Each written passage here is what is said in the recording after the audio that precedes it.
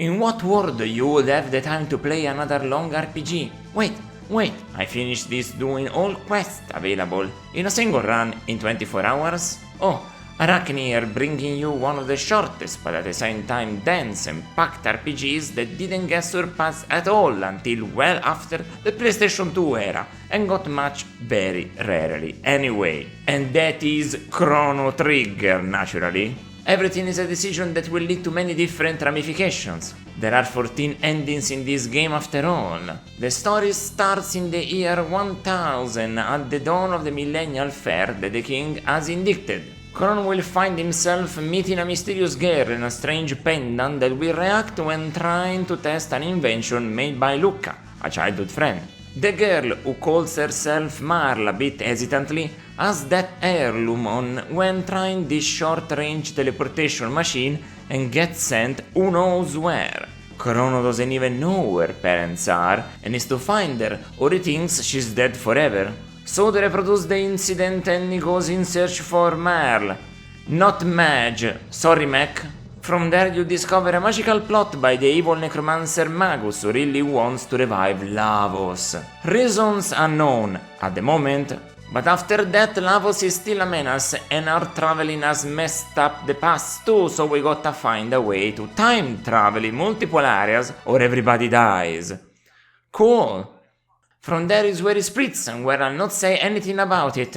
That, life, what things you did, what people did you talk to, what items did you bring to them, everything influences one of the 14 endings you might get, including when you decided to fight the final boss and with whom.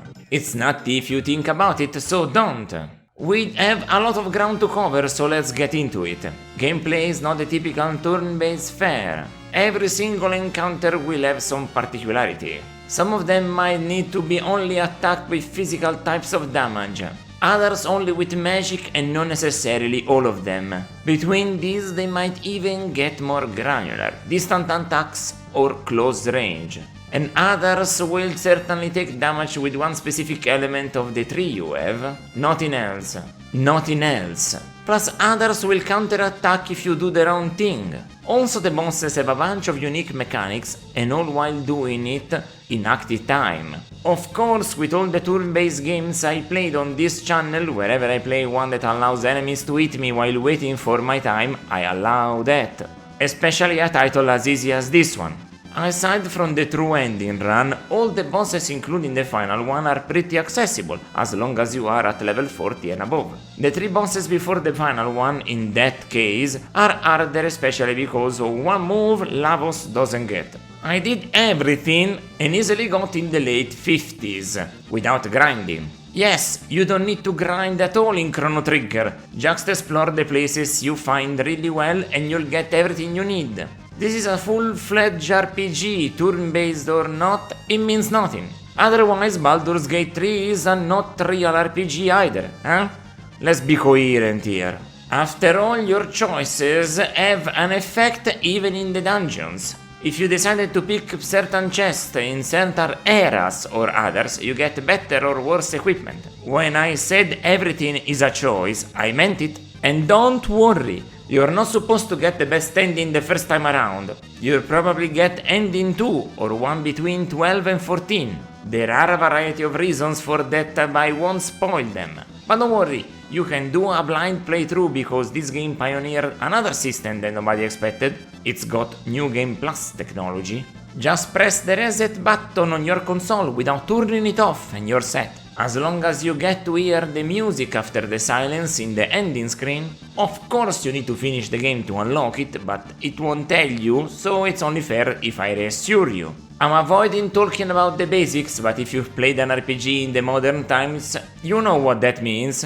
You get to retain everything, and that's how you can get some endings that otherwise would elude you when starting from scratch. The level requirement previously mentioned is not there for naught. It's really that simple. Mess about and try to get the final boss as soon as possible, and every time you feel like something big happened, to try and see everything if you want, but in my life I did that only once. When I play on my own, like in this case, I only go for 4 of them. The best one that requires doing everything. the normal one that requires avoiding two plots entirely. Fortunately, that's probably what is going to happen if you play without a guide. The sad one that requires you to make two asshole choices, and I don't mean it lightly. You really remove a lot of possibilities by being negative in those cases, so it's only fair that you are called out on it and get some really terrible consequences. And the secret ending that requires you to be like an Erin Henson. You can be their Angle or their devil.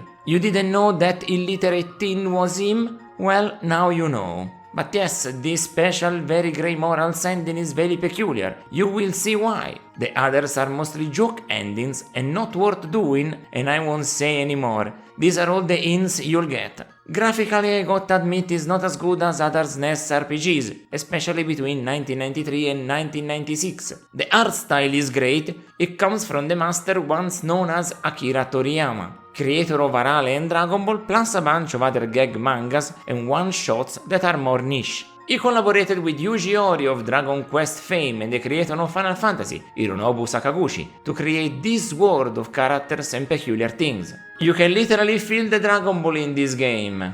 Even if there are some really fantastically better characters and monsters compared to Dragon Ball post Frieza arc in my opinion. After all, that's just my taste, and reviews are opinions mixed with technical information. Can't have those without some humanity. And mine tell me that the mystics really tickle my funny bone, and that the bosses are all well animated and fun to look at. My gripe is mostly with the backgrounds. They have unfinished edges, and I don't know why this is an oversight. When exploring around in all locations, there's gonna be some abruptly cut texture and they don't loop gracefully or have a transition into another texture. Even Final Fantasy VI from the very same square didn't suffer this problem. Lufia 2 solved the problem by having a more clear-cut design. It's clearly a cut above smaller budget projects like the Magical Land of Wods, but they for sure had problems creating a seamless world with things that are more abstractly shaped. Even then, I'm glad they tried this much of a scope because it pays off. The visual variety helps you forget and possibly even justify these errors. This game got made in a little over 2 years. That is like 6 years today. It's an enormous amount of time for a Super Nintendo title.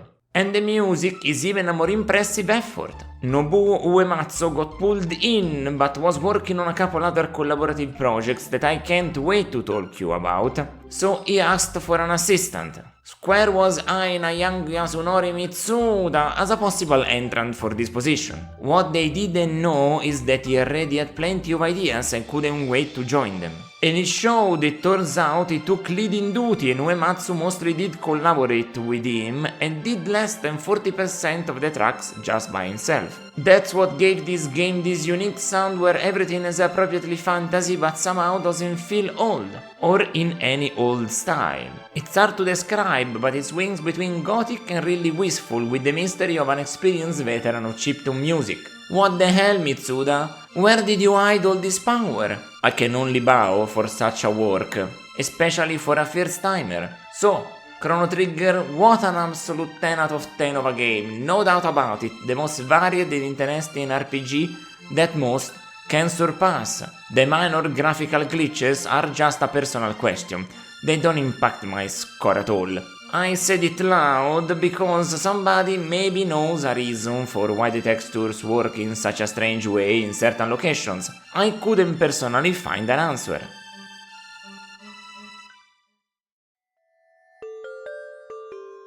If you wanna see me play the games that I will review, plus some extra stuff, catch me on Twitch at Araknie Retro. It's my natural habitat, you see. Until next time, ciao ciao!